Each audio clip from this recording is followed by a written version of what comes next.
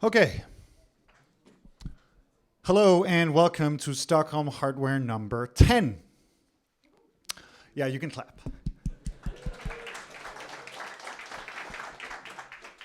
Are we slightly late? Yeah, 5 minutes late, so not too bad. We've got a really nice lineup of people talking about hardware and what they think will be happening this year. And this is the first event of 2017, and it's also the 10th. So lots of things to be excited about for us. We'll do, after a bit of welcome, we will do the two main talks. They are with Vera Sverige and Volker Mendel. And then we do a break, and we do some lightning talks after the break. Cool. So if you haven't been here before, or even if you have, we'll do a quick reminder. Stockholm Hardware is about building a strong hardware community in Stockholm. And we explicitly want to be inclusive of both experts and beginners, engineers and creatives, startups and enterprises.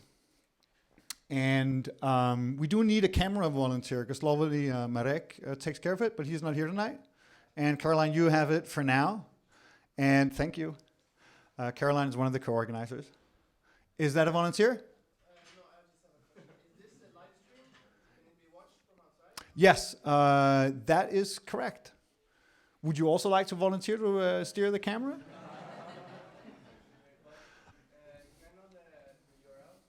Yes, good question. So we're recording all our events, and they go on our YouTube channel for archive. And we're also streaming this event. So if you go to SthlmHW.se/video, SthlmHW.se/video, there's a link to the live stream there. Or you just go on YouTube and search for Stockholm Hardware, and the live event will come up. Cool. It may be that after the break, it'd be great if somebody could come up to Caroline over the break maybe and volunteer to run the camera in the second part. Here is the list of organizers, and it is different from last time I showed a organizer slide, because we have made some changes over the break, and we call this season 3. And for each season, we get some new people in that can bring new perspectives to the table. So we'll do some introductions shortly, or maybe we should do them now. Let's do them shortly, and we'll come back to this slide. So we'll just go through some of the logistics, and then you'll come up and you'll do introductions. We already spoke about the agenda. And here are the speakers and the lightning talks. If you're interested in doing a lightning talk, you should come up during the break, and you'd be more than welcome to do a lightning talk on some topic that you think is interesting and has something to do with hardware. You don't have to have a deck. All you need to do is be passionate about something that you'd like to share. So that would be great. Right, we just spoke about the streaming. There is streaming. And logistics. So you probably already had some food and drinks downstairs. There'll be more there'll at least be more drinks during the break. There are bathrooms on this floor, just out here next to the staircase. There's 2, and that's the only 2 bathrooms we have access to. We have a people limit of 100 up here, and then we can fit in more people in the kitchen. And we will, if we aren't already, we will soon be live streaming the event downstairs. So you can see and hear it downstairs if you'd rather sit down there. Cool. We did manage to decide on the next event as well. This is the date. We'll put it on meetup.com later in the evening, but it'll be Wednesday, March 29th. And we've not decided on a theme yet, but we will in fact ask you what theme you think it should be. And we will do that shortly, after the introductions, I think. Want to do a quick call out to our sponsors. Things is one of our sponsors, and they are the space that you're in. It's a co-working space for companies focused on hardware. So they help both with the physical space and food and drink. So if you're not hungry or thirsty anymore, that's partially to their achievement. And also, we have a volunteer, Rainer, who is downstairs. So if you see Rainer, somebody who is running around helping with everything, please tell him thank you. And then Internet Funden, which is part of IAS, they're supporting these events as well. Oh, that's not Rainer. This is the volunteer from last time. I didn't update the deck, I'm sorry. Skip that. Should we maybe do introductions before we do community announcements? Yes. Caroline, why don't all the co-organizers come up? Bosa, Caroline, Thomas, whoever we have here. And you can do like a short introduction to yourself. Maybe, Thomas, you can go last, and if you want to do the intro thing at the end. Great. I'll go first, and then I'll introduce the two people who are not here, and I'll go back to the co-organizer slide. Here we go. So this is the group. We're 6 people who help organize these events.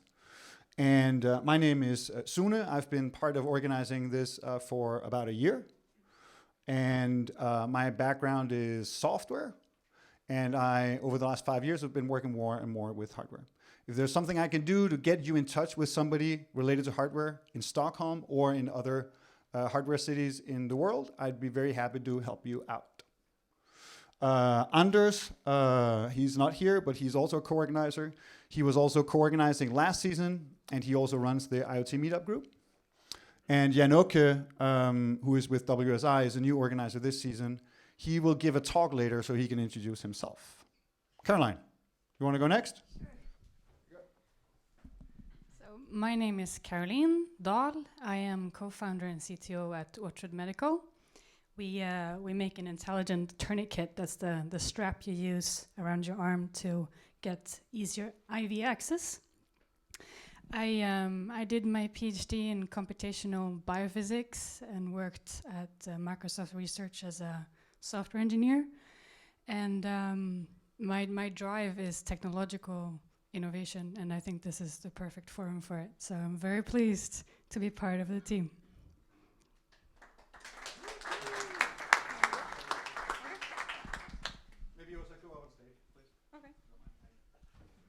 Hi, my name is Åsa Moum, and this is the 2nd season. Thanks for inviting me again. It's very interesting to meet all hardware enthusiasts here. So my background is from product development of mobile phones. So I worked a lot in China, and lately I've been helping to connect the startup ecosystems here in the Nordics with China. So if you're interested in any accelerators or maker spaces, please come to me. And now I'm actually very into lighting design, so I'm also developing some lighting products that maybe I can share more later. Thank you.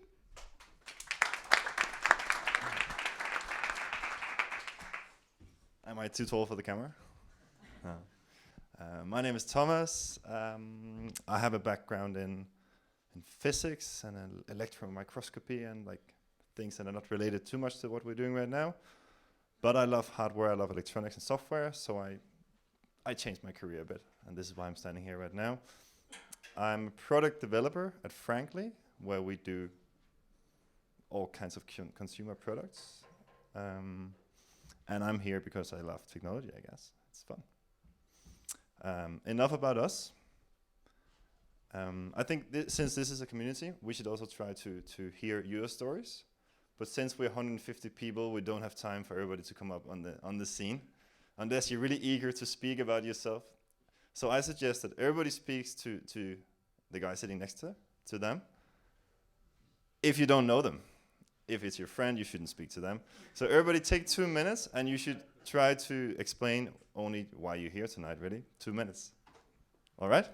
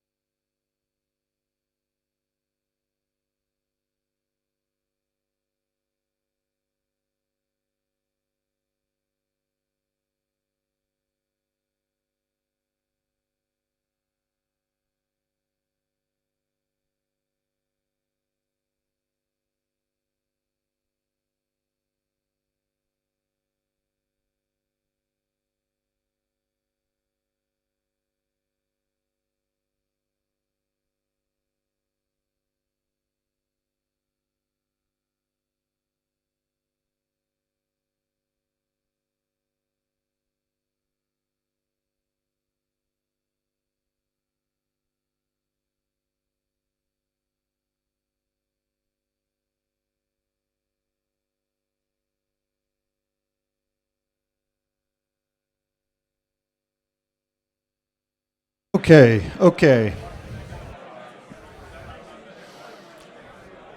Let's try something else.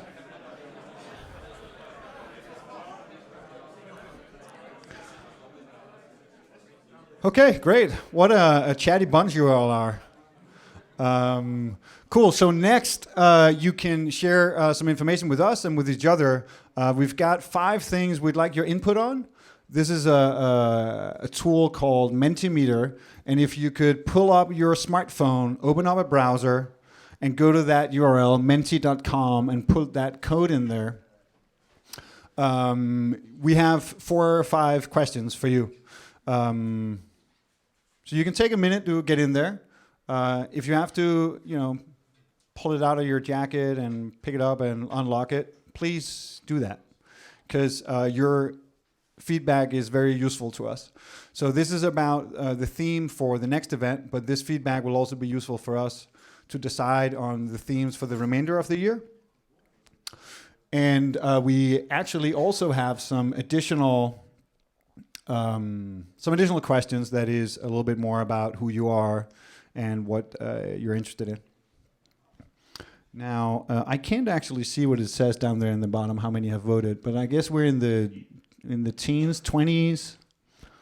Okay, art and tech, I guess, is somewhat self-explanatory. We should have done some kind of, this is a good enough visualization. Smart textiles, the idea of fabrics and electronic sensors. Robotics is taking off. Caroline, you mentioned that there's a robot competition at KTH. When is that? At Tekniska Museet. And when is that happening? In November. I see. So we're early. Very well prepared.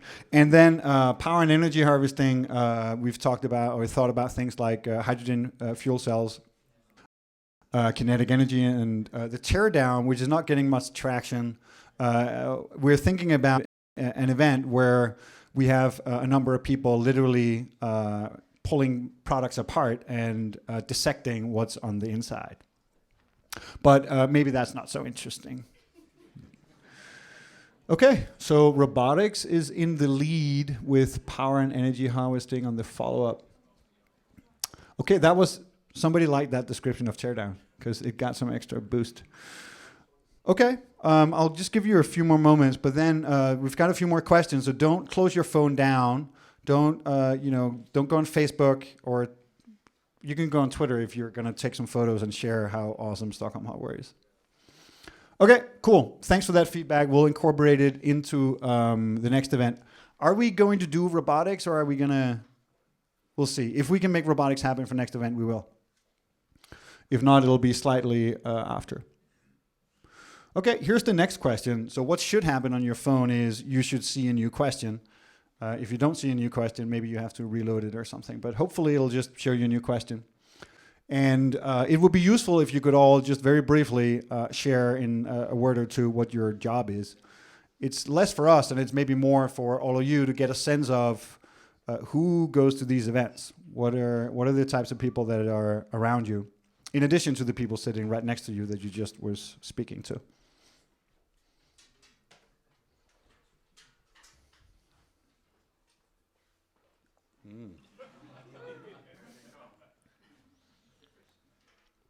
The secret agent thinks that we don't know which chair that answer was submitted from.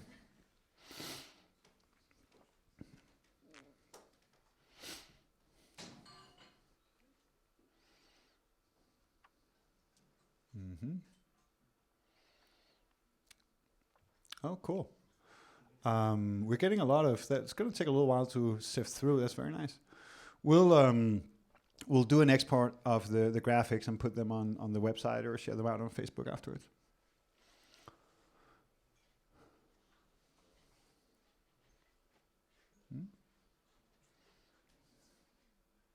The color of the surrounding, is it what the question before? Good question. The question was, what determines the color of the box around the answer? is it related, for example, to the previous answer? No, it's just random. But it's a good idea. I didn't build the tool, by the way, but that would have been interesting.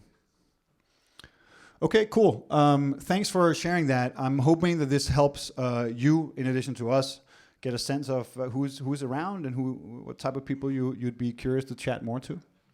You're obviously going to have some time during both the break and after the event to catch up with people. Okay, we don't have too many questions. We have, I think, this one and maybe one or two more. This is just to get a sense of how much do people come back and how much is it a question of kind of peeking in, having a quick look at what the event is like. So the one is first time events, like being here for the first time. 5+ is veteran status. Okay, interesting.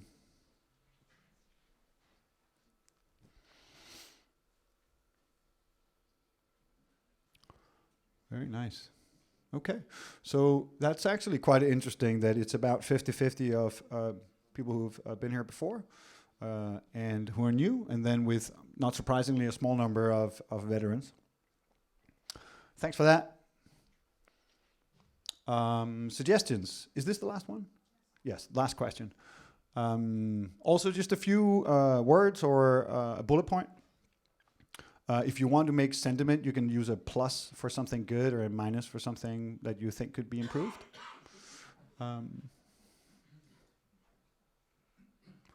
More chairs, yes.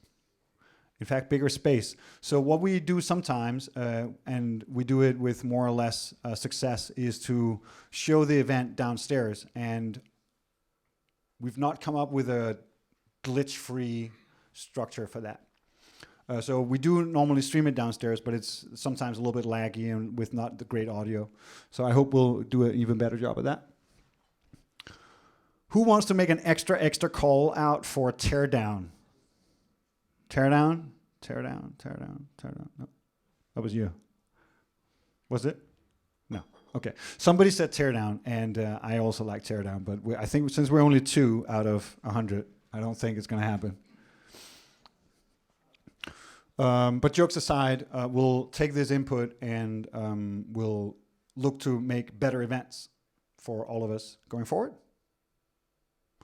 Cool. So thanks for all of that. I'll leave that up. So if you're just in the middle of typing, you can keep doing that. Meanwhile, I'll go back over to the deck. I'm going to talk through a little bit of news before we then move over to the first talk, which is Volumental, and their gizmo is on the stage already. Okay, this we've seen.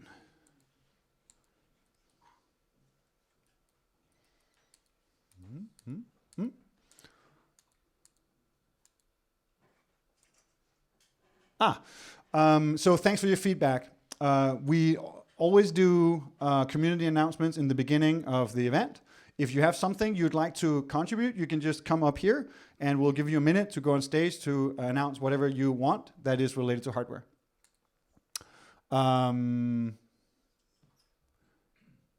Interesting. FepTop. Anyone from FepTop? Nope. FepTalk, who did they didn't do a talk, but they did a demo at one of our previous events, was very successful on Indiegogo and went 300% over their goal to create this transformable 3D printer, which doubles as a laser cutter and a CNC mill. So that was awesome. Mikael, do you want to come up and say something for a minute, or okay? Cool. Hi, Mikael. Come up here. Hi. Come up here and take the mic. So with 2 here. Okay. Hello, everyone.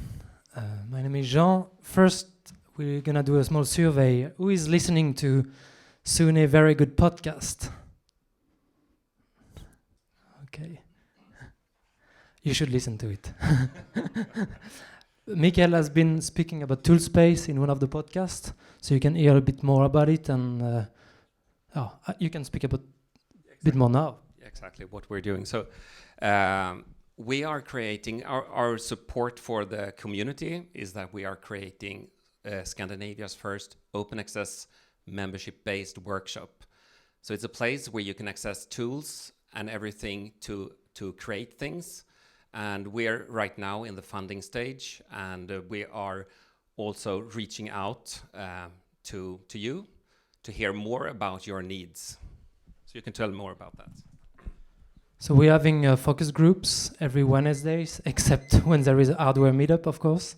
So we have a list of different dates. So if you want to be a part of the focus group, you can come to us at the break. We'll be here by the stage area, and you can sign up with your names and what date you would like to attend to. So it's pizzas and beers as usual, and yeah.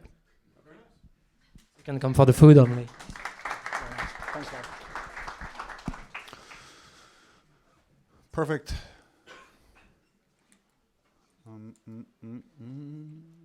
No. No. Yes. Just a quick call out that Mobile World Congress is just about to happen. Anyone in here planning to go to Mobile World Congress? In Barcelona? One. Raise up just for a minute.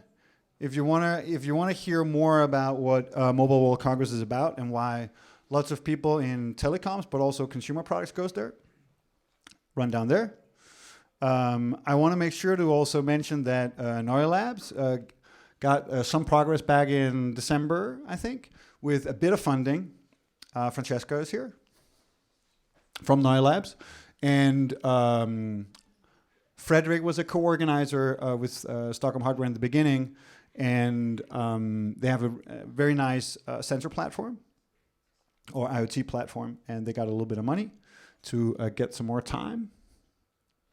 This was also an interesting development recently. So Limes Audio was acquired by Google, and Christian did a talk at one of the previous Stockholm Hardware events around how they're using their technology to improve audio for Amazon Echo. So congrats to them. Oh yeah, so we actually have Mario, you here? Mario's there. And Mario will talk later. He'll give a lightning talk about Botanium, which has been very successful on Kickstarter. Congrats. Oh yeah, so this was interesting. Rebecca reached out on Meetup and asked for help with her master's study in self-tracking. So if you're interested in helping her out, you can reach her on this email address, or I also send out the link on her email on our mail list. But she's looking for some people to do 1-hour interviews with for her master study in self-tracking. So if you're into quantified self and that type of stuff, that might be a good thing to do to help her out. And maybe as an encouragement for all of you, if you're interested in getting in touch with other people about hardware, we would love to help you. Here's the Stockholm Hardware podcast. So Frederick was on there. John, there's some other people.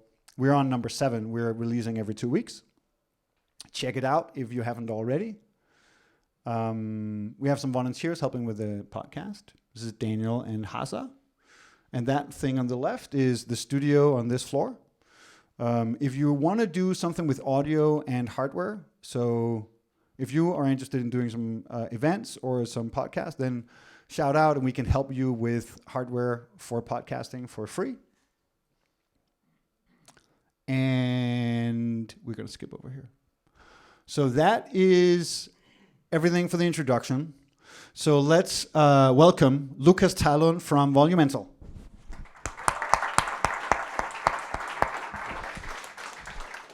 Hey, Lucas. Hey. I'll help get this up. Yeah, thanks.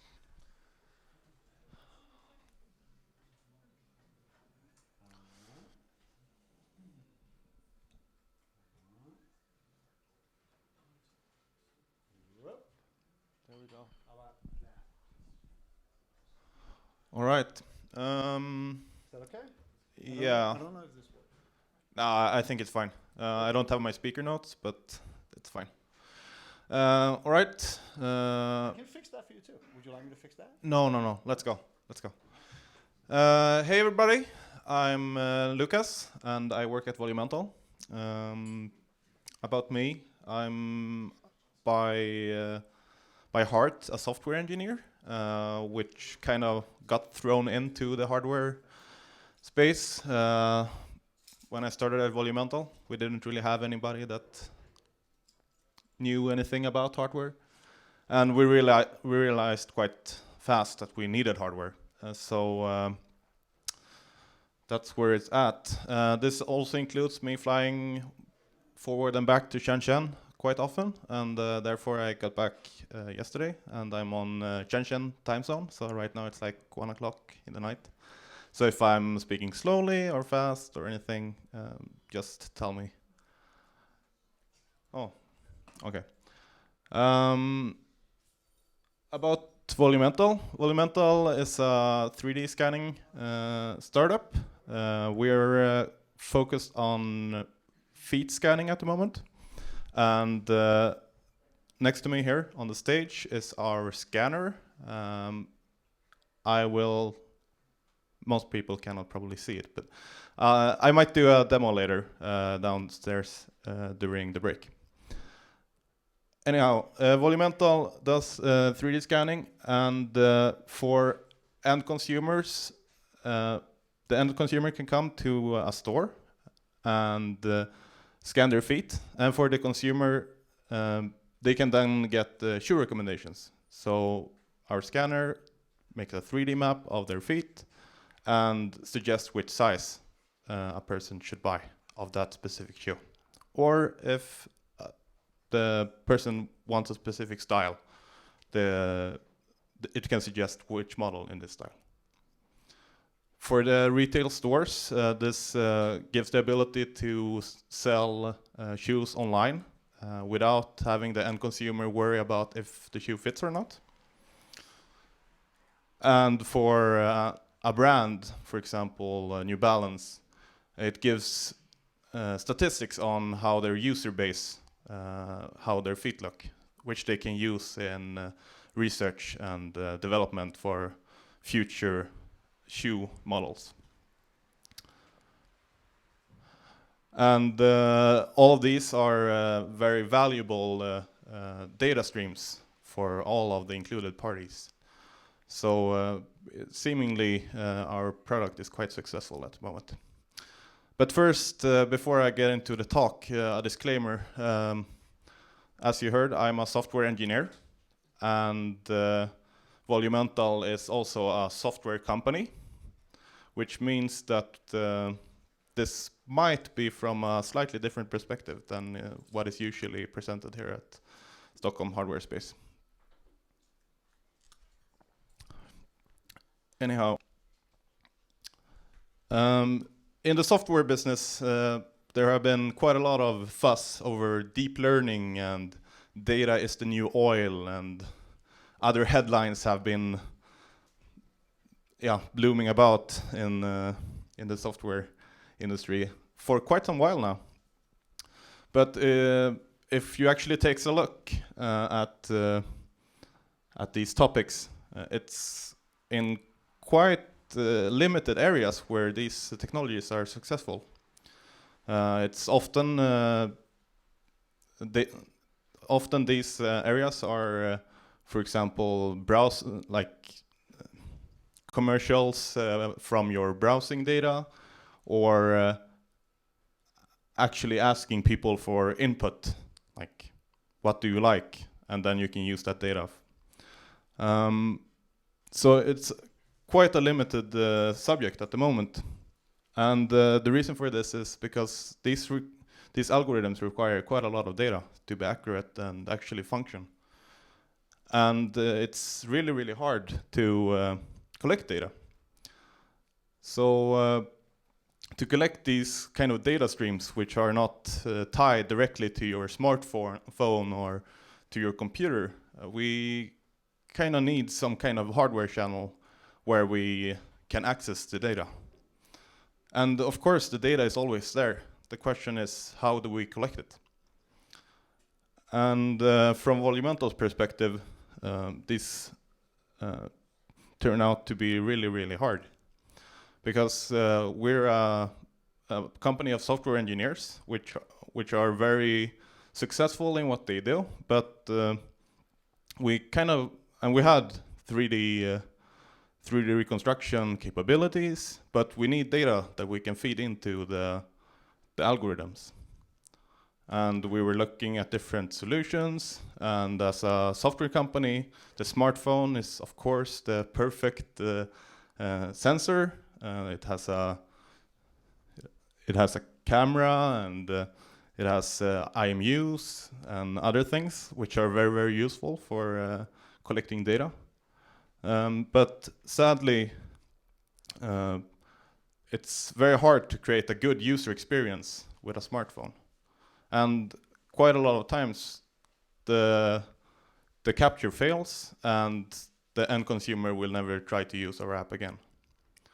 So actually finding something that we can collect data with, which have an easy user experience, which people want to use, and which gives us data which are actually useful for improving our algorithms, turned out to be very, very important. And after some tinkering about, we understood that we actually needed our own dedicated hardware for this. And therefore we developed the scanner, which we have here. It's titled the Volumental Scanner, and it consists of 4 depth cameras, static depth cameras, and some computational units and so on. And this is what I would consider the trend of my talk, that building hardware that is specialized on collecting a certain data stream is turning out to be very, very successful in many areas. Because having generalized hardware to collect data, it requires the person that is collecting the data to want to collect the data. But having customized hardware enable you to collect the data without any real user input. So some examples of this. One very successful company that started with this in, I think it was 2010, is Walkbase. They do in-store browsing tracking. So you walk around in a store, and they track you by using your cell phone as a beacon. And then they have sensors all over the store, and they can give you a heat map, or they give the store a heat map of where their customers are going, so that the store can optimize their layout. And this is an example where customized hardware actually captured a data stream which were not used at all before. Another example of this is where we had ways of collecting data in a similar fashion as maybe Volumental, but it was cumbersome and it was quite slow to collect the data. Is all of these home assistants which Google and Amazon and so on released during the last year. These consist of microphones, and they listen for they listen for speech, which are then used for natural language synthesization. So helping Google improve their language understanding and also language talkback, so the consumer products can talk back to you. A third example of this, of very customized hardware, is habit tracking. And similarly to all of these bracelets where you have heartbeat tracking and so on, one of those, a small spin-off of those, is a company called Habitware, where they use the IMU data to see if you, for example, bite your nails, and then they warn you that this is something that you shouldn't do. And all of these captures data early in the stream without any real user input, which are otherwise data streams that would be lost. Okay, that was everything for me.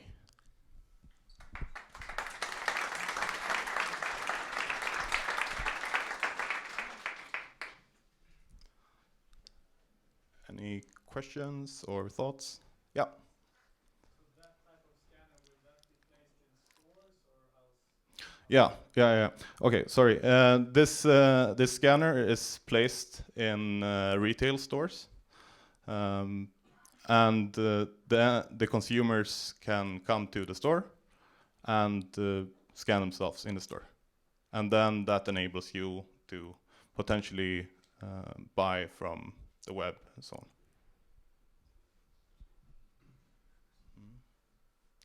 Yes. Have you thought about pressure, adding pressure to the image somehow, because it affects, of course, what kind of shoes you need, depending on your weight and what kind of weight actually divides on your feet. So is that anyhow relevant to your business? Pressure sensors in the scanner. Yeah, for instance. We have thought about it. Okay. The question was if we have thought about adding pressure sensors to our scanners. And yes, we have. We already have customers asking for this. For example, we have a customer which are suggesting alpine skate boots for downhill skiing, which where weight is really important. And we're still thinking about it. In some sense, it would be useful, but it's also a privacy issue. It's not all consumers do not want to give away their weight. So it's something we're looking into, but we haven't decided if we want to implement it yet. Yeah. Yes. Are you also using this product for these sports type of running shoes where they also custom the different the thing you put in the shoe? Sorry. Like insoles? Okay, so the question was if we use this product to produce or at least recommend insoles. It's something we have been looking into, and we have previously worked on products for recommending insoles. I don't know if we actually will go into that business, because right now we're working mostly with shoe brands. But definitely if we find the right customer. Yes? Why would physical stores vote to make it easier for people to buy online? Quite a few physical stores also have a web shop where you can buy shoes already. And it increases their rate of purchase if you, as a customer, go into the store, look around. Nah, I don't want to buy anything right now. But then you go home, right before you go to bed, you sit down by your computer. Oh, maybe I should buy those running shoes to create my new habit, which I'm starting, and so on. But of course, it can be an issue. Like, for example, a store which do not have a web shop might definitely worry about that, like giving in the data away to Amazon or something. Yes? In Copenhagen, there's a company called 3D Shape, I think, that has a scanner for the mouth. So it scans your teeth with an, I guess, very high precision. Yeah. This is a handheld device. Do you know if it, like, teeth or shoes, what is... This is a small scanner, this is a big one. I guess this is better precision, I guess. Yeah. Okay. Was your question why? In terms of the technology, sensors, and like you ended up with this platform. Yeah. Instead of a handheld. Yeah. The reason why we went for this one was that we base our product like concept out of depth cameras, which requires maybe 30 centimeters of like length before the data is collected. So the closer they get to the cameras, the less efficient or less precise they are. And also it needs to fit a person. You need to be able to stand on it for this specific task. Potentially one could have a handheld device, but it is similar to using a smartphone. It is a lot harder to use a handheld device because especially from an algorithmic perspective, from the software perspective, like how do we fit everything together? Here we know exactly where the cameras are at all times, and it's easier to put together the 3D map. But I have a follow-up on that. It's called 3Shape, and I think that the reason why they don't do something like this is because you can't make a device that will fit inside the mouth, because you need input from the person scanning, and that makes it more difficult to get it to scan. So if you could do that for the mouth as well, it would have been done. It's just that since it's inside the body, you need a handheld. Because it's always difficult when you scan something and you need specific input from a person. Because if you get the really expensive 3D scanners, you need to learn how to scan with them. Otherwise, you don't get good input. Here you just stand on it and the machine fixes it yourself. I think that's one of the reasons. yeah, and I totally agree with that also. Like that's one of the main concerns when we started looking into hardware, that we wanted something that everybody could use.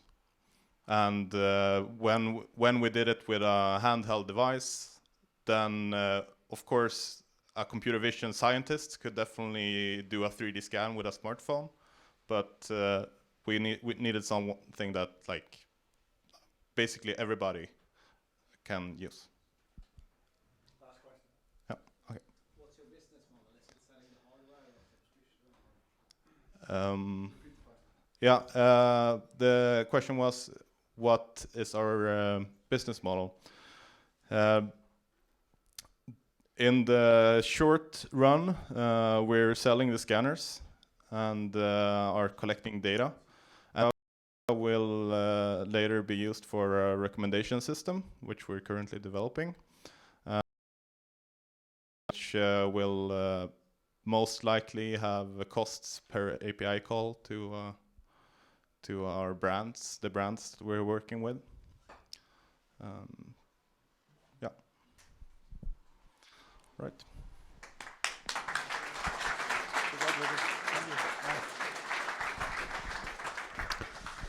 Cool. Thank you, Lucas.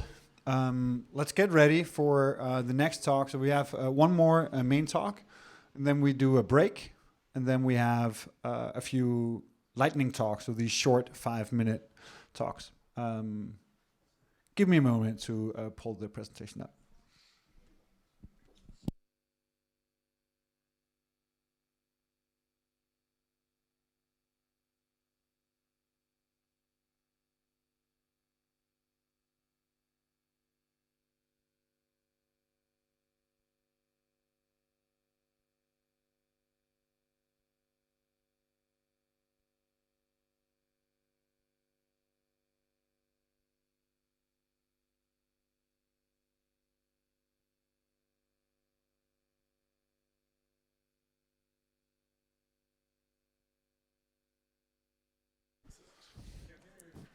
Okay, please welcome Joel Ring from VR Sverige.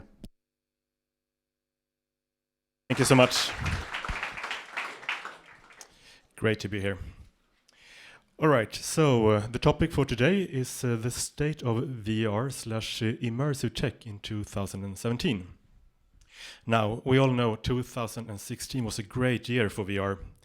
We got the consumer headsets, we got the Gear VR, the Oculus Rift, the HTC Vive, which I'm sure many of you have tried.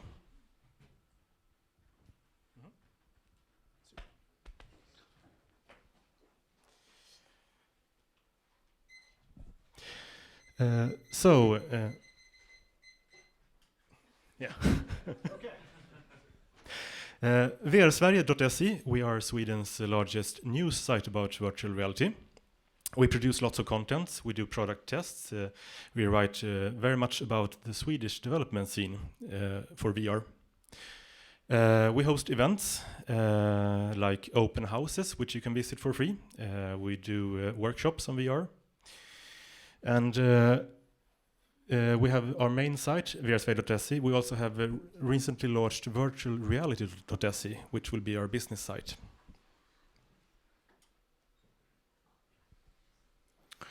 So, what we will do very soon, we will go international. Last year, we founded the company, and we kind of covered the Swedish VR scene. And this year, we will actually launch immersive.ly. And the thing is, why this name immersively? Well, that is because we think that VR will converge with AR, augmented reality. And the common name for all those technology will be immersive technologies. Through this network, we will connect some other sites, for example, vrnorge.no, and we will also make a partnership with Haptical, for example.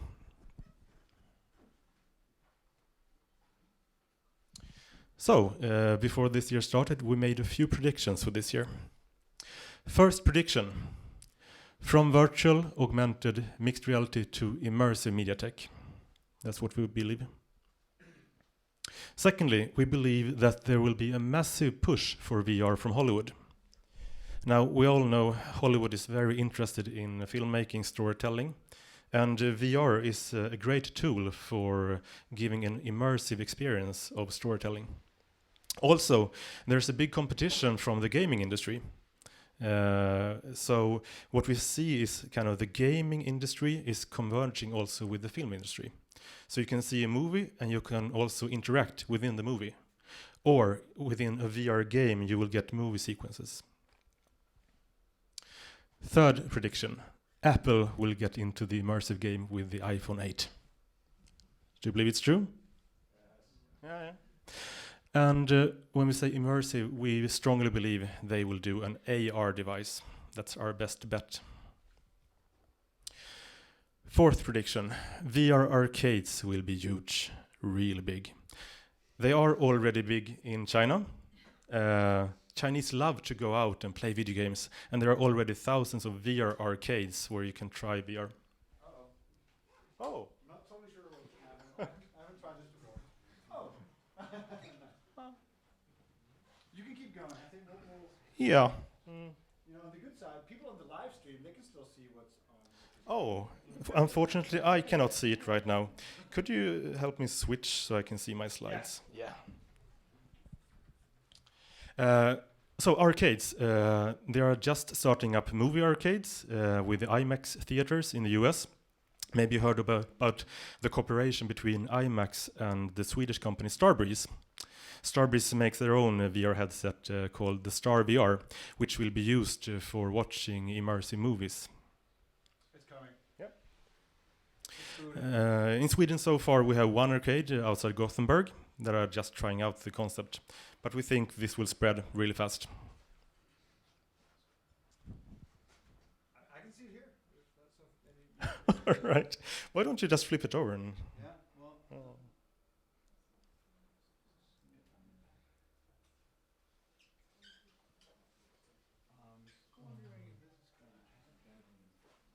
Oh, yay. Fifth prediction. Social and mobile will define the VR giants. Now, this of course is a mobile headset, but it's kind of limited.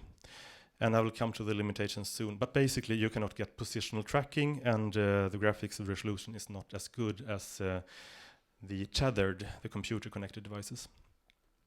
But also, as you might have noticed, this is kind of a lonely experience. I cannot see you that good, and you cannot see my eyes. So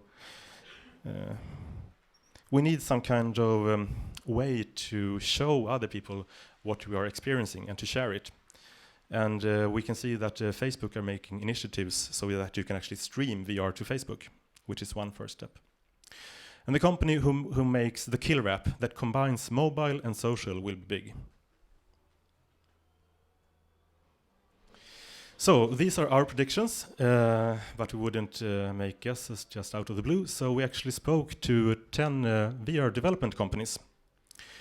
You have Survive, Fast Travel Games, Mimers, Hat Rabbit Sense VR, Boldark, Redstone Studios, Mostly Harmless Games, Sightline and Universes, which are all Swedish virtual reality development companies. And we asked them, what do you think about 2017? First question, will 2017 be the year when VR goes mainstream?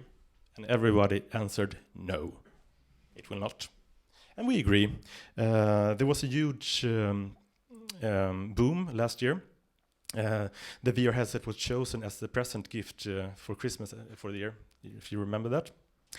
But right now we don't see that much is happening. So we kind of had a peak and it's kind of settling down right now.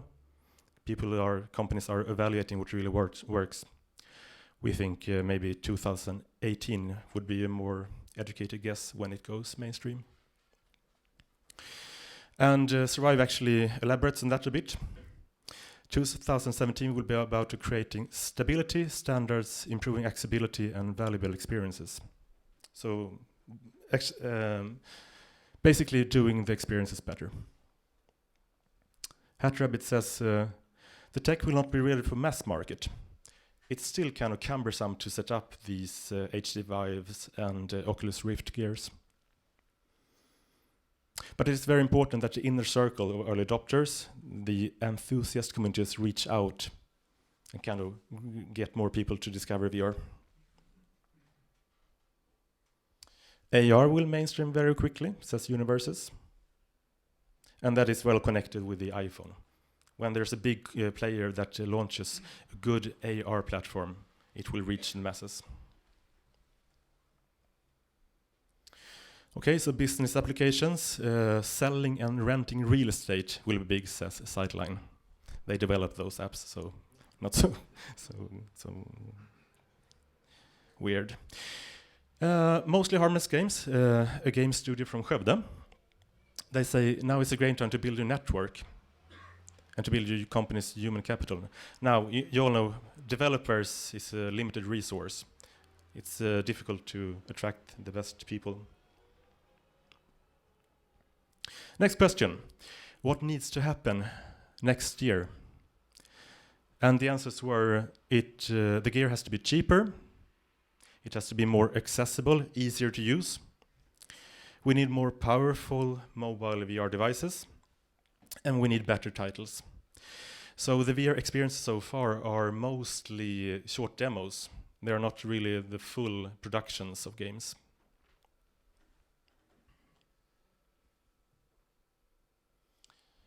Just a few quotes. It has to reach out of the home experience. You have to be able to bring it out.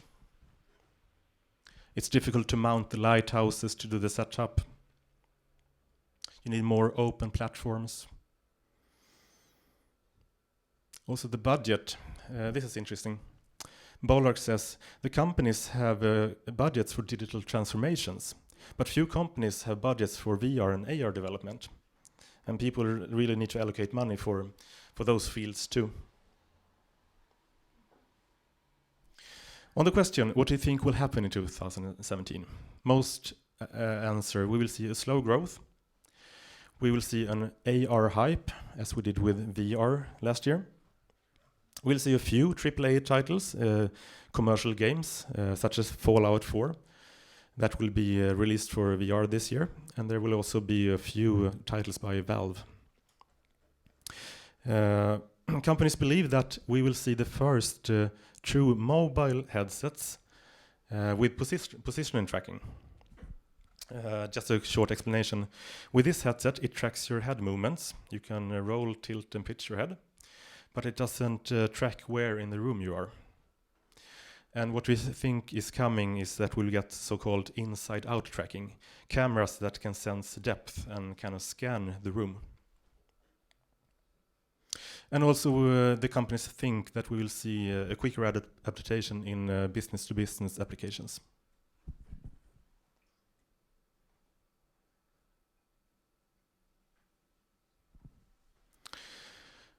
So, Survive says, we need to agree on UI standards for menus. Adaptations for the individuals with functional handicaps. And VR arcades, here it comes again. VR arcades and cafes will have a solid grip on the market. Hat Rabbit says, the boundary between high-end VR and mobile VR will become blurrier. And all the big science fiction movies of the years and their accompanying VR experience will give the VR industry a big push. So here's the collaboration again with Hollywood. What will be the coolest VR AR application? Biggest one, wireless mobile positioning. To be able to actually walk around and experience VR and AR wherever you are. And also cheaper AR headsets. Now you can purchase HoloLens for $3,000 and that is a little bit too expensive. Hope we will see a better price with the next iPhone.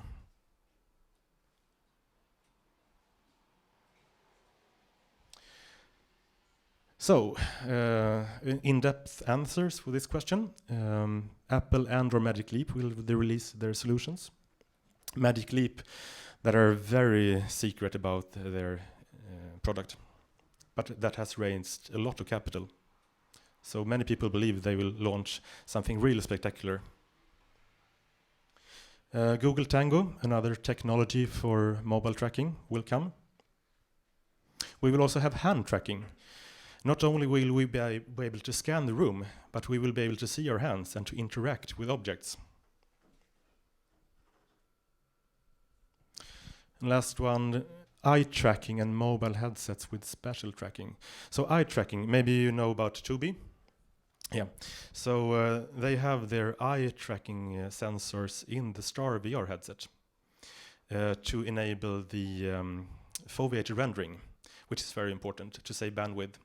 Basically, you want a clear picture where you're looking. You don't want to render the full image. And that, of course, saves a lot of data processing power and memory and storage. So, to conclude, number one, we will go from virtual, augmented and mixed reality to the common name immersive tech.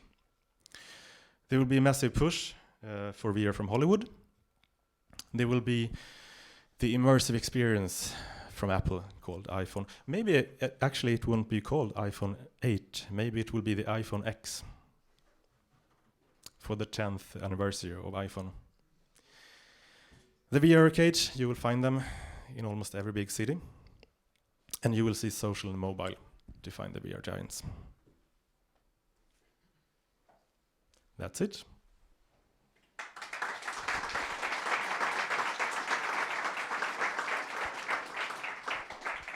So, questions on that? Yeah, come on.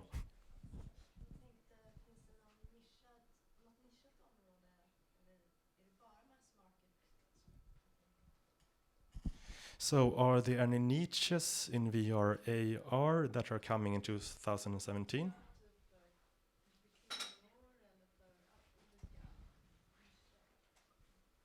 Yeah. So there are a few niches, like corporate applications. One niche is, of course, construction, architecture, and design in particular. And what we see is tools that enable people to make their own designs. Not all are developers. Right now it takes some computing skills, some programming skills to make experiences. But what we see is coming is collaborative tools to create things in VR. That is one big niche. Yes?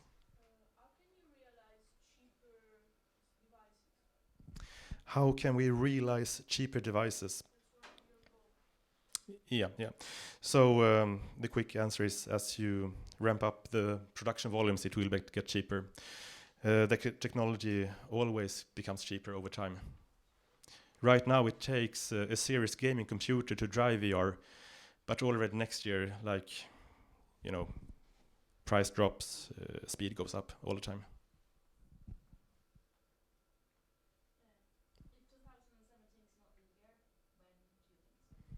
We are guessing 2018. Yeah. because we believe that iPhone will release this year, and then the big effect will come very after that.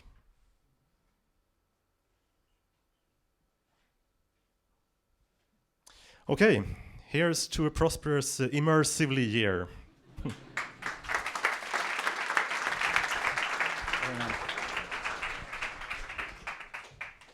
Okay, great. Thank you. And we'll do a break. And then we have 5 lightning talks lined up after the break. So the lightning talks, for those of you who are here for the first time, are short 5-minute talks on some topics. Some of it is related to hardware in 2017. Some of it is something else. Mario's talk, for example, is about his Botanium Kickstarter project. Not only yours, of course, you're more than one. So go downstairs, and I think we're looking to restart in 15 minutes. So let's make that 20, and we'll start at 7:30. See you in a bit. Oh yeah, and remember, if you'd like to be part of the focus group for Toolspace to influence what that space will look like, go see Mikael and Sean Baptiste, just Sean up here. Thank you.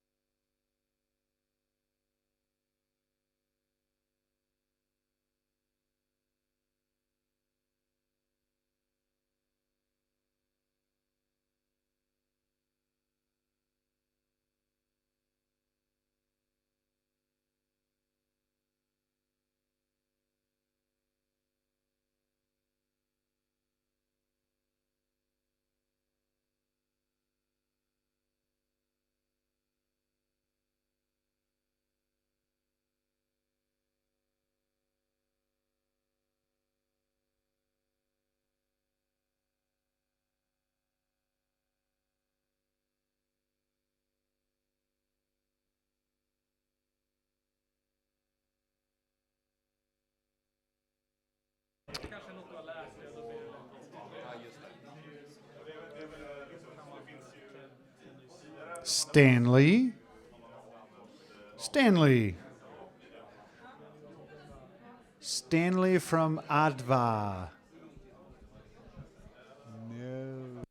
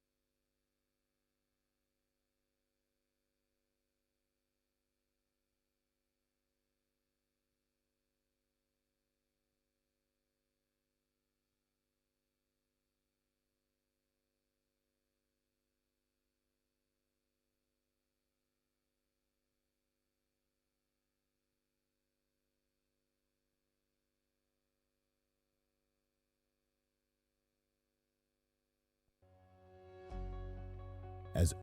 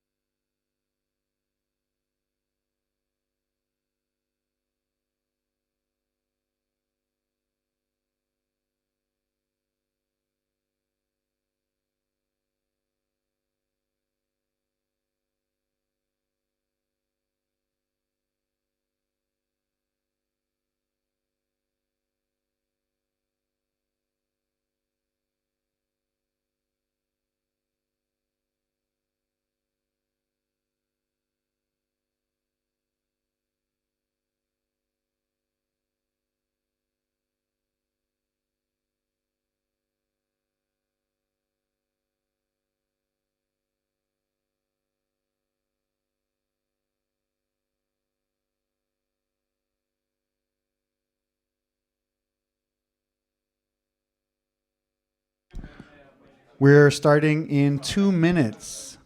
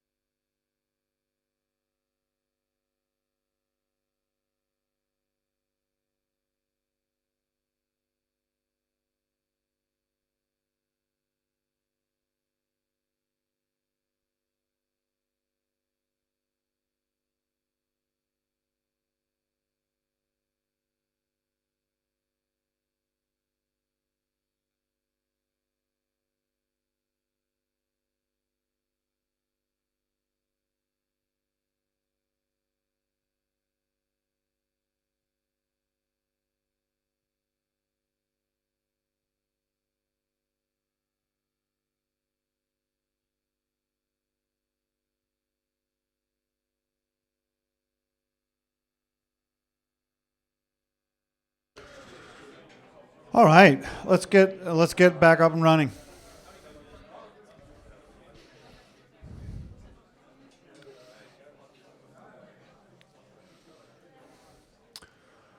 If you're in the back and you're standing and you would prefer to sit, I think there are free seats now.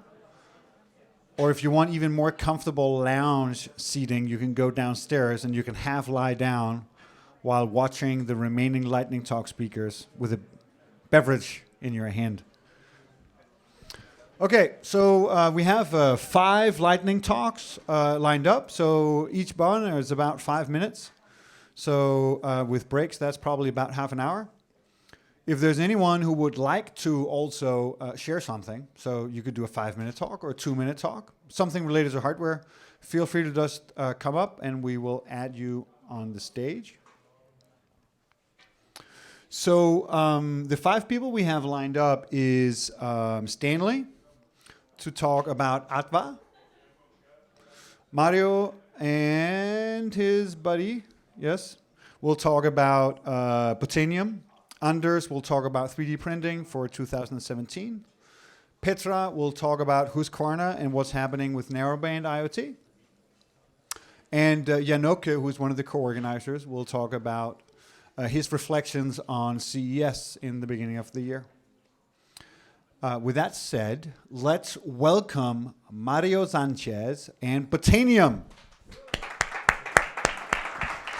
Thank you. Hello, guys. It's a pleasure to be here again, talking about Botanium. You can see it here. This is our prototype. First of all, how many have you heard about Botanium? How many of you have you backed the campaign? Okay, well, it's now available in Indiegogo. So we just finished last week the Kickstarter campaign. It was very successful, and now we are in Indiegogo in demand, it's called, so it's available there. So when did we start? We started the summer 2016. We were having a beer with Johannes and Rasmus and discussing about how to make life easier for those that want to be growers, but do not have the skills at the time to grow their own stuff at home. And then in the team we realized Rasmus is a really passionate grower of herbs and chilies, and Johannes has a great experience in product development, in 10 or more years of product development. And myself, I'm also been in the product development world and the startup world. So then we said, okay, we have the dream team to make something happen, and then we started with the idea. It took a little bit of planning, and we did some pre-campaign for Kickstarter, which was launched middle of January this year, and it ran for a month until February this year, and it was very successful as I talk. So now we will let you with a little video that explains a little bit more what Botanium is.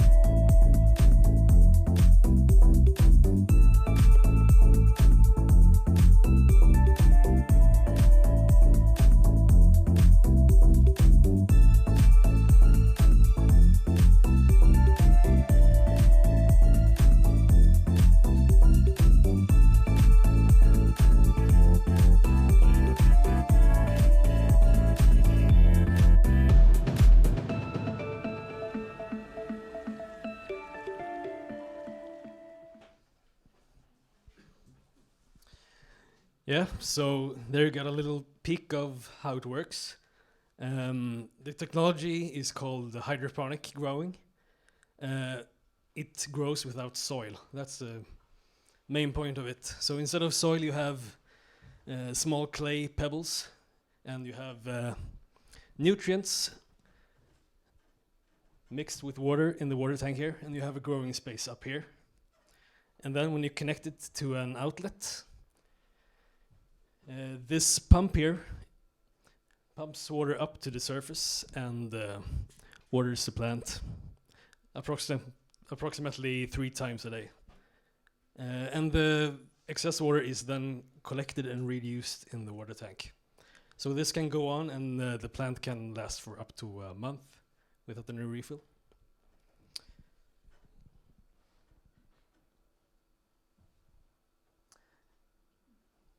So the benefits of this is that there's less guesswork because you only need to fill the tank and not water too much or too little.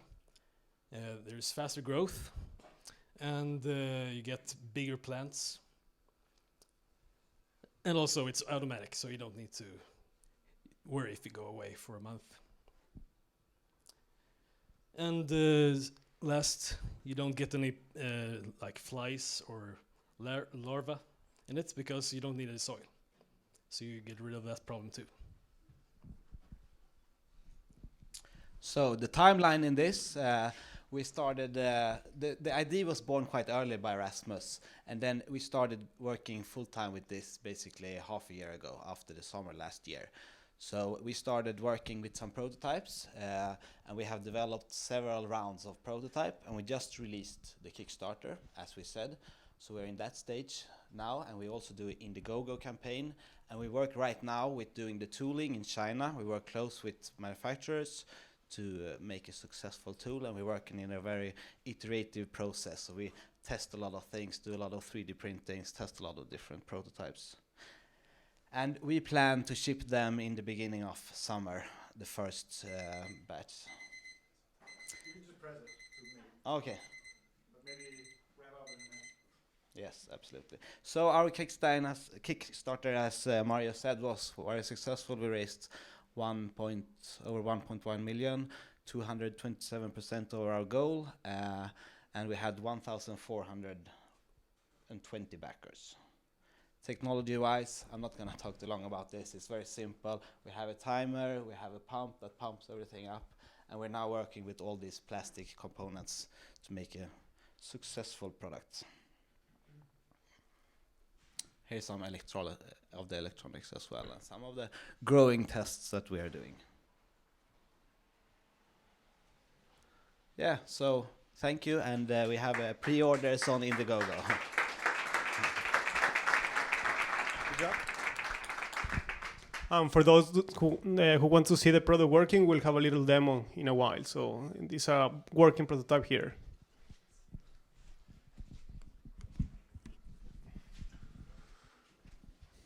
Thanks, guys.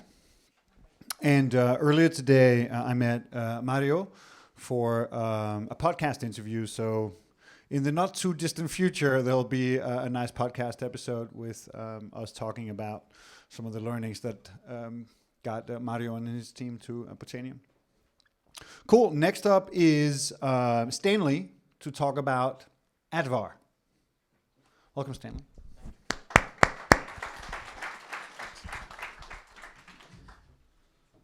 Okay, hello. My name is Stanley Wismore, and I'm founder of a wearables company. And we have been developing wearables and more kind of like focus on aesthetics, that we actually more look similar to ordinary jewelry than more like a gadget or that type of design.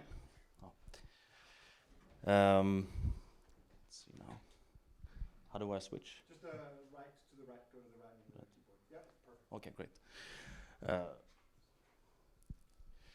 Yes, and our type of vision and business model is we're looking both or integrating authentication, health, and interactivity.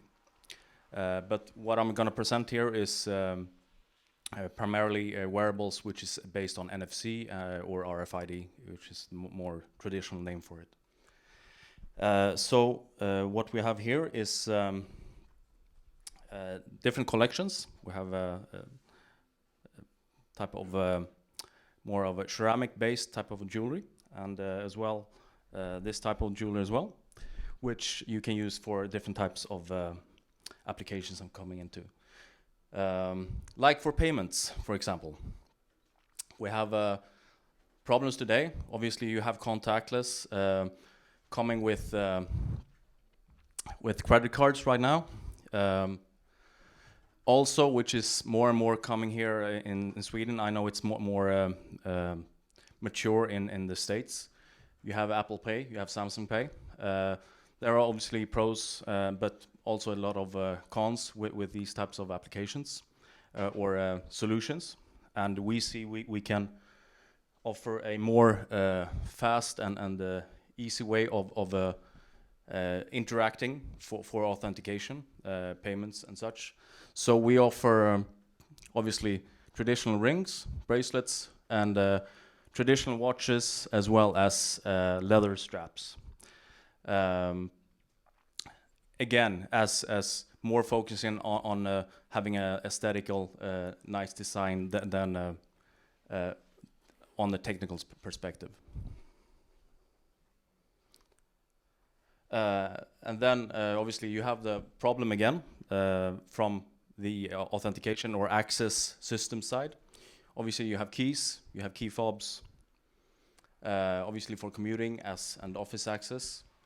And we see here, this is kind of like also where wearables will replace these traditional types of ways of storing your important products for your personal use. So again, it can be used with all these types of wearables, which we can offer, and then maybe you want to have your key to the house in the bracelet, or you want to have the access to your office in the watch strap, and some third application where using a ring, for example, or if you want to even increase your security, you can do two-factor authentication. So you can combine any of these two to access or to do what type of authentication you want to do. So we have different types of collections here. This is ceramic rings, which is very, very nice designs to different types of smartphones. We have another more type of traditional ring, which all these also use traditional types of materials, only traditional metals and ceramics and gemstones. And yeah, here we have for women's collection as well. This is the same as this one. And then we have different types of collection, which 1 minute, yeah. If this is more to your desire, you can order these ones as well. And this is for women's collections as well. It's kind of like similar as the men's collection, but it's other types of precious stones on it as well. I can go into the services, last 30 seconds. Aura Pay, for example, is an alternative to Apple Pay and Samsung Pay. And then you can use it for payments. You can download it from Google Play and use it. I would say in merchants which are small merchants where you can find iSettle type of alternative merchants and payments. And as well for authentication, you can use for these types of access system companies as well. So that's all.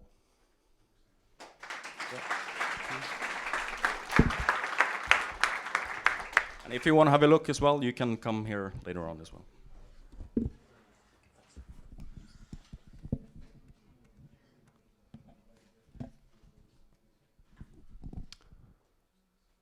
Okay, great. So Anders, you're next.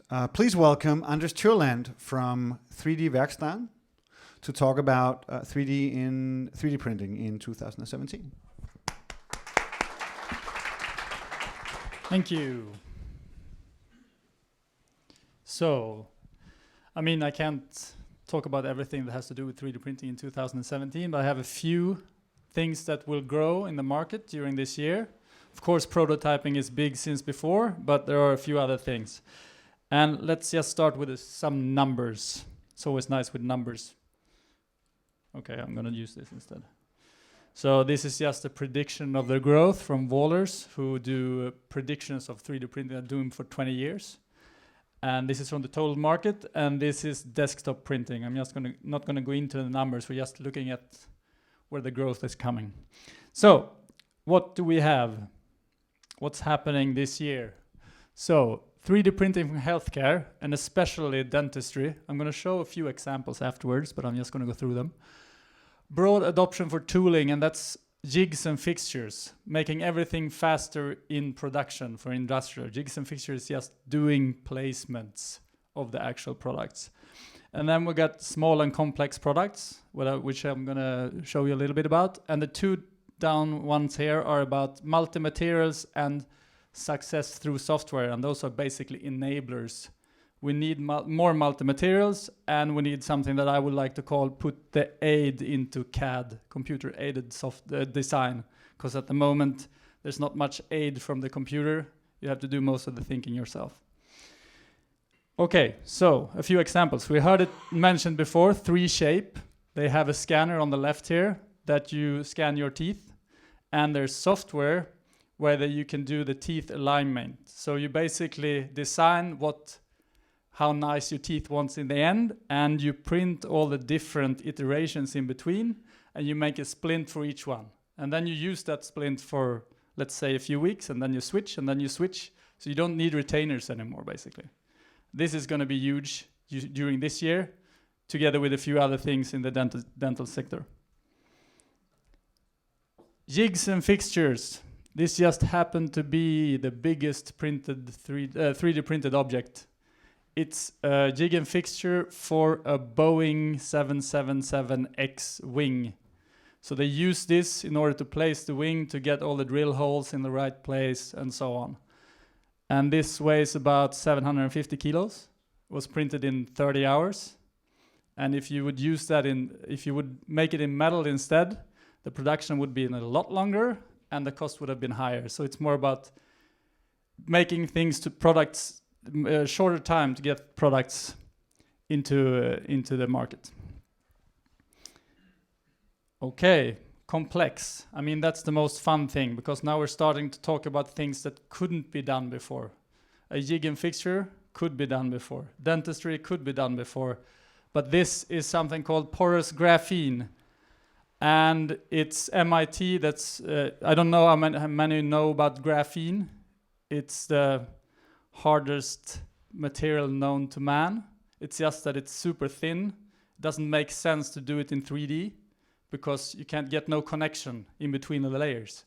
So what they have done is that they have bent the thin material into good geometrical shapes.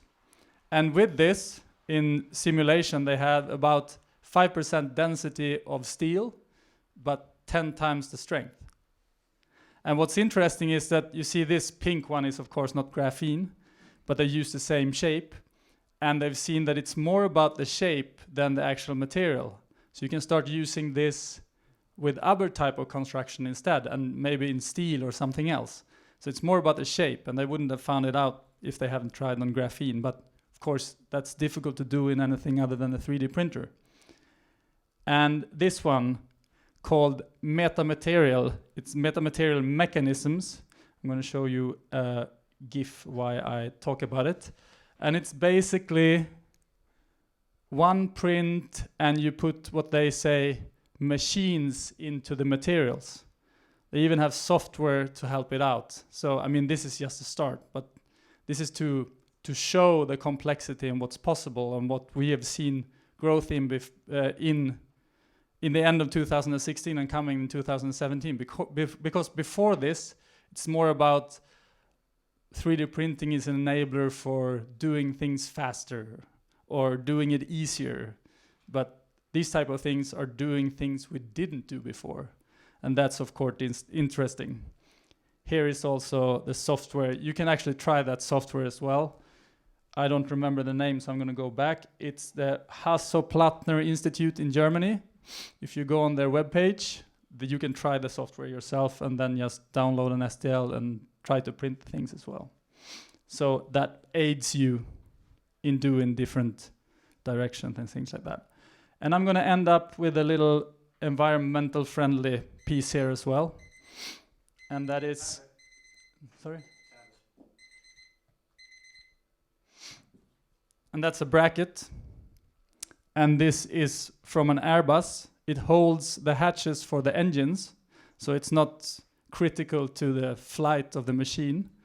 But when you instead use good computer-aided software that aids you, so you remove like 35 to 55% of the weight, you get about a reduce of 10 kilo on a machine, on and they have about 600 of those in their in use at the moment, and that's about 90,000 liters of fuel in a year, and that's about 230 tons of carbon dioxide that they don't reduce move into the atmosphere because of 3D printing from this to that. If anyone wants to know more, we are available at 3D Meetup Center down inside, close to Rådmansgatan. Okay, thank you.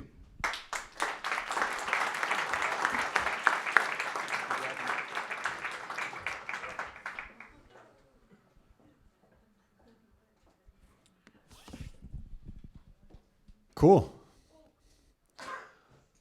Please welcome Petra from Husqvarna to the stage.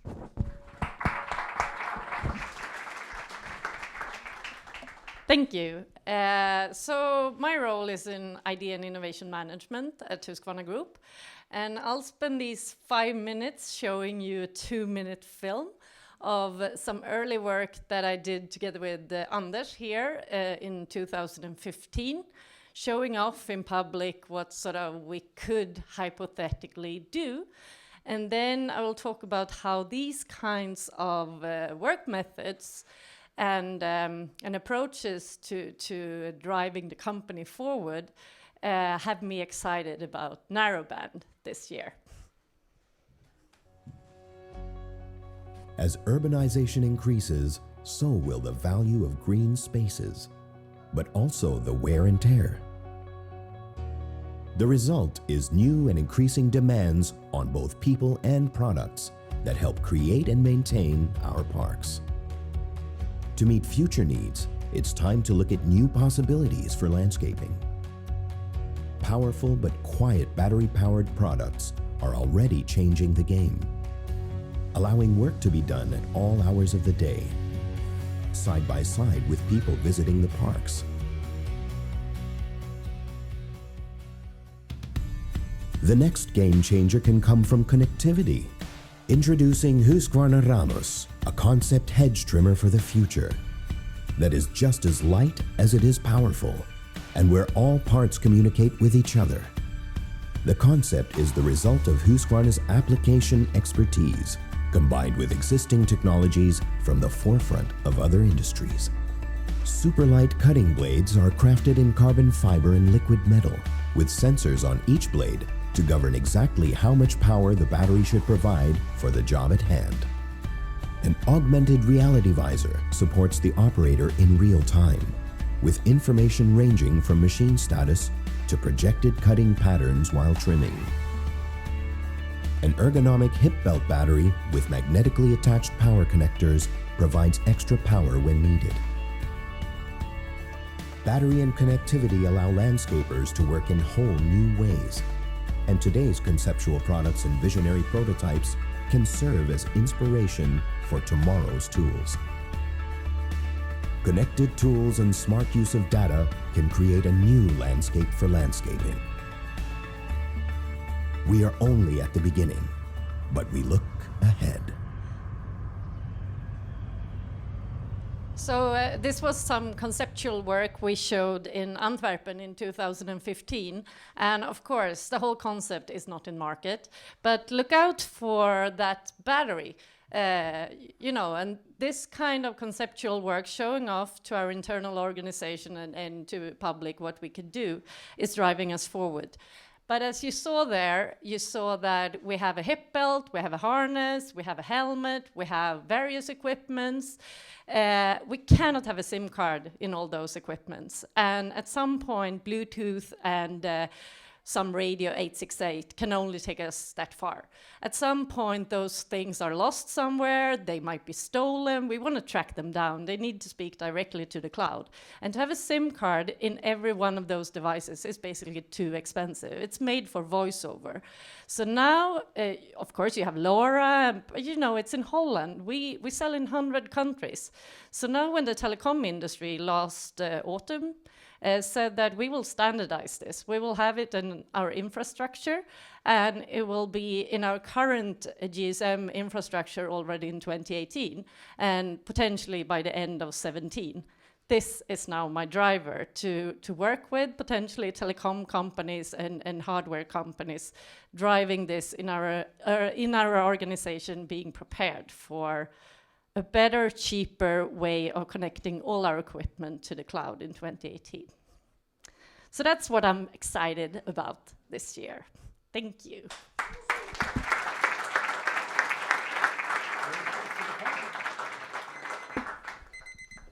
Very nice timing. Our last main speaker, our last speaker for Lightning Talks is Jan-Åke. And I just realized that there was a few things that I forgot, so let me just double check. First off, I think the plan was that Jan-Åke and Anders, where's Anders? Not that Anders, yeah. That you guys are new co-organizers, also with Stockholm Hardware this season, and you didn't get a chance to introduce yourself. So I thought maybe we could do that first, since you're the last to do the lightning talk. So we did it before you got here. Anders, come up here. And we just took a minute or two to briefly explain what we're up to. Anders, why don't we start with you, and then Jan-Åke, you can go, and then you can do your lightning talk afterwards. Is that okay? This is Anders and Jan-Åke.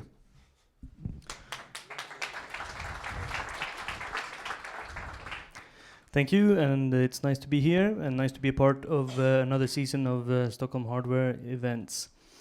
When I don't help organize Stockholm Hardware events, I organize Stockholm IoT Stockholm events, or at the moment I'm on parental leave, so I think up new interesting devices to build in my fairly limited spare time. And plotting my return to working life, I guess. Okay, super. Thank you. Yes, my name is Jan Lindqvist. I'm the co-founder and the CEO of WSI, Wireless System Integration. We are a design house located in Kista. We've been around for about 14 years, and we work mainly with creating things, hardware, from idea all the way into volume production for our clients. And we specialize in connected products. I have a lot of friends and clients coming from things. So I get a lot of my own inspiration from working with entrepreneurs and startups to avoid getting, old and slow. It's a lot more pace, and there are really, really strange questions coming from entrepreneurs that make you think differently. And I think that gives us a competitive edge towards a lot of our other friends of consultancies and others out there. Okay. For a moment. Before you go on with your lightning talk, the reason, I just wanted to make sure you understand, like the reason why I want to make sure that you all see and at least to some extent meet the co-organizers they're the people that you can approach, you can reach out to get help with your questions, to get introduced to other people, to understand why you're not, why you can't overcome some problem. Or if you want to make like career changes, then how do you prepare yourself for that? Anyway, so I mean, the people who are here for volunteering purposes. Like we're spending our personal time because we care about hardware, so you can take advantage of that. Cool. With that said, you also have a lightning talk. Go. Yeah, so I was asked to take a few takeaways from visiting CES early January this year. How many people were there? Good. Then it's a good theme of the show. You know about CES, the Consumer Electronics Show in Las Vegas? Yeah, it's really fun. I've been there like 5 or 6 times. It's about 175,000 attendees to the show, and there are thousands of exhibitors. And the good thing is that it's turning out to be more and more innovations and entrepreneurs really driving this show. But still, let's look at some of the main topics from the show. So the 4 hottest topic areas really this year compared to last year is number 1, the self-driving cars. They have taken over more or less everything of the standard Las Vegas Convention Center. All the big players are there. IoT has grown really fast, really big. And it's everything from the cloud parts down to really, really vertical solutions, end-to-end solutions, like this one. Many different kinds and really, really funny ideas to see. AR and VR was big already last year, but this year you really see that augmented reality is getting a little bit ahead of the game compared to virtual reality. Probably because the industry thinks it's getting a quicker ROI compared to VR. Still, VR is growing. AI in all forms, that's basically where all this gets connected. And that's also why people are investing heavily, I would say, into IoT, is to catch the data and then be able to use the data to create gold. Which is services and solutions that's based on the data that you collect. So some more step into it. With regards to the self-driving cars, all parts of the ecosystems are represented at the show. The market leaders, they have real cars going in the streets where they take out attendees for test drives. One of the examples, a company that we've been working with is NVIDIA. They have development kits starting around $1,000, where you have 12 simultaneous HD streams coming into a GPU that has about 4 times the GPU power of Xbox One. This is where the main driving is happening in the car industry. NVIDIA is really a front runner in this game. And also you see how this connects up to the AI parts, where you collect the data and use AI to really make things smarter and wiser and easier to use. I think there was some data coming out of Google and the self-driving car stats from San Francisco just last week. And you can see that the improvements in terms of the quality and the security of the self-driving cars has improved by a figure of 600% in the last 6 months. So it is working, it's happening, and everybody's going in this direction. Going into the IoT, it's really a interesting game. We hear Petra, one of the big players here in Sweden. They've been doing it for a long time. They've been, even if we haven't seen products, probably the last 6-8 years, they've been already studying this. We also have the rest of the industry coming along, and we have 12-15 different technology solutions to start with. We know that the cellular approach will be good. The problem is that we won't have it it takes a couple of months before we have it, and it probably costs a lot in the beginning to get those modules into our products, and we want to build market and learn to understand the market right now. This also gives a lot of space for players like LoRa and Sigfox, 6LoWPAN and so forth. So it's really interesting what's happening right now. We also see that the ecosystems takes forms. The very big players, Telit, Sierra Wireless, the operators who have the ready-made cloud solutions, they need gap fillers to get the solutions out there. Their organizations still typically have a distribution organization trying to sell this, but they need they need help from smaller companies who actually can do the real things, the demos, and developing the systems that they can show off for their clients. And here is also a new thing that we see, that the big players, they acquire small players that are really good in their niche. This is more or less how a lot of the innovation landscape for the big players are happening and taking place right now. You acquire good things. One of the companies we worked a lot with up in Umeå, livestream, were acquired by Google. And all of a sudden, we will have a lot lousier audio solutions in Sweden because Google is integrating that. Their services is not open to the public use anymore. Sad, but good for Fredrik and his team. AR and VR, AR and VR, as I said, AR seems to pass VR in terms of bringing ROI faster, and the industry is picking up a lot faster on AR.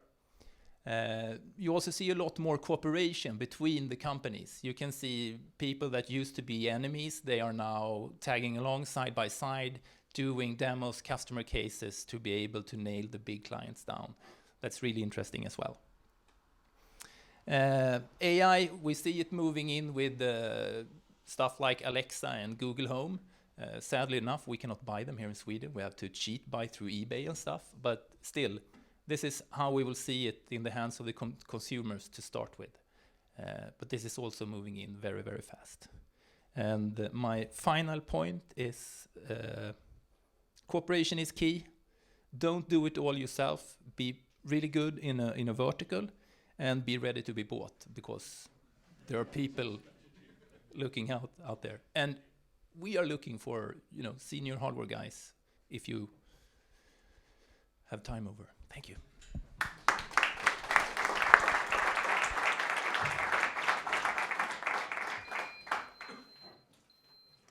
Okay, who's got the code?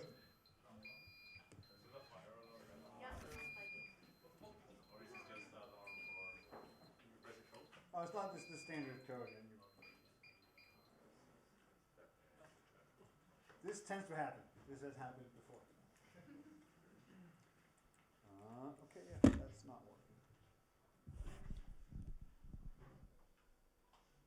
working. I did mention that if anyone wanted to do a lightning talk, you'd be more than welcome. So I'll just want to make sure, is there anyone who wants to come up and do a talk about something you're passionate about? You'd be more than welcome. There was somebody who mentioned to me that they wanted to do a community announcement, Ronan, I think, but it didn't happen in community announcements. If you want to come up now, you can do that announcement now. Okay, Martin, why don't you come on up? So I just got this light phone. It's a card shaped phone. It's a Kickstarter project. So if anyone wants to check it out, I have it with me tonight. So it's a super small phone. That's like your second phone. So it's a pretty cool tech thing. So if you want to check it out later, I have it, so we can play with it. That's great, Martin. Actually, we were just earlier today, before we received you all, from a co-organizer perspective, we were discussing how we could get these events to be even more hands-on. And some of the ideas that came up was maybe people could bring along some technology that they have in their pocket or that they have at home that they'd like to show off, or something that they built, maybe a tool, and that could be a little occasion to kind of like show off some physical hardware stuff that you're excited about. Anyway, maybe that'll be in a future event to come. So we actually did decide on a March date. I think it was Wednesday the 29th. We'll put it up on Meetup, and maybe before we close, the co-organizers, maybe you could just like briefly just say hello, putting up your hands. So there's Janoka, here's Thomas, there's Anders down there. That's a very low hand, Anders. You can hardly see it. Anders, Caroline, and Osa. So these are the people, and myself, of course, that will be happy to help you get connected to others or help you get more into hardware. Thank you, and see you next time.